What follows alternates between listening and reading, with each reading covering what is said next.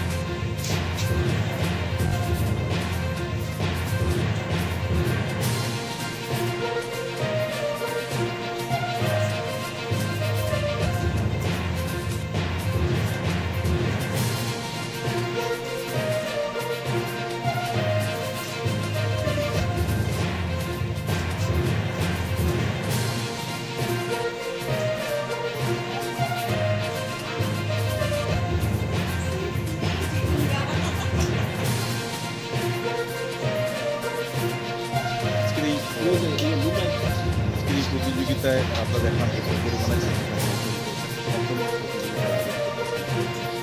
আপনার উদ্দেশ্যটা কি? আমি উদ্দেশ্য বলবার আগে শিলচরবাসী সবাইকে আমার আন্তরিক কৃতজ্ঞতা জানাচ্ছি। আপনাদের শুভেচ্ছা না পেলে এইভাবে একটা অনুষ্ঠান আমার এই কম সময়ের ডাকে এরকম সফল হলে ভাবতে পারিনি।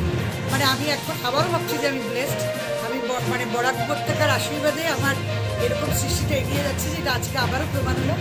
সত্যি কথা বলতে মানে আমি একটু আগে ভয় পেয়ে গেছি যে আমি কি আর জায়গা দিতে পারবো, কয়টা শিফটে করতে পারবো। তারপরে আমরা 11টাতে বন্ধ করতে বাধ্য হয়েছি, কারণ বাচ্চাগুলো অনেকক্ষণ ধরে আসছে রোদে। এই জন্য উদ্দেশ্য বলতে এটাই, আমাদের এই ফাউন্ডেশন ডে আমি স্কুলের আজকে 23তম প্রতিষ্ঠা দিবস। তো আনন্দের শরীর সবাইকে করলাম। আজকে আগামীতে 15 অগাস্ট বাচ্চাগুলো স্বাধীনতা দিবসে আমরা কিছু সাবজেক্ট রেখেছি, ওগুলোর উপরে লিখলো। ওরা নানান রঙে আমাদেরকে রাঙিয়ে দিয়ে যাবে। বাচ্চাদের সঙ্গে আমরাও রঙিন হয়ে সৃষ্টির পথে, সৃষ্টিশীলতার পথে এদের সবাইকে নিয়ে আমরা যেন আগামীর পথে এগিয়ে যাই।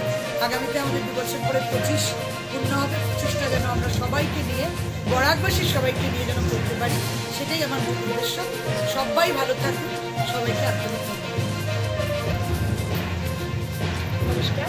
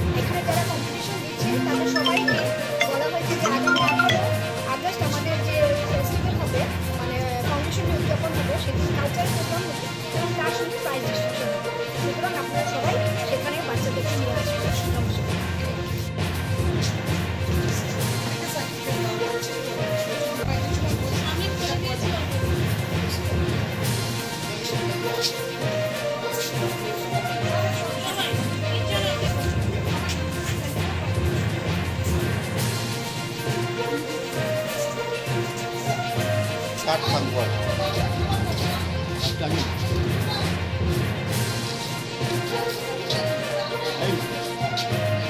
ভালো ভালো লুচি এরা লুচি এরা চাইতে গেছি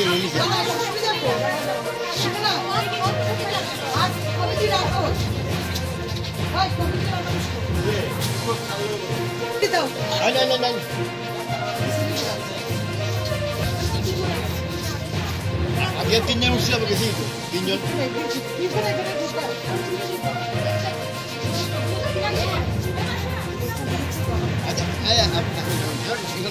একটা উঠবেন না আপনি বেশি আপনি কি লম্বা বাকি আগে তাকে রাখি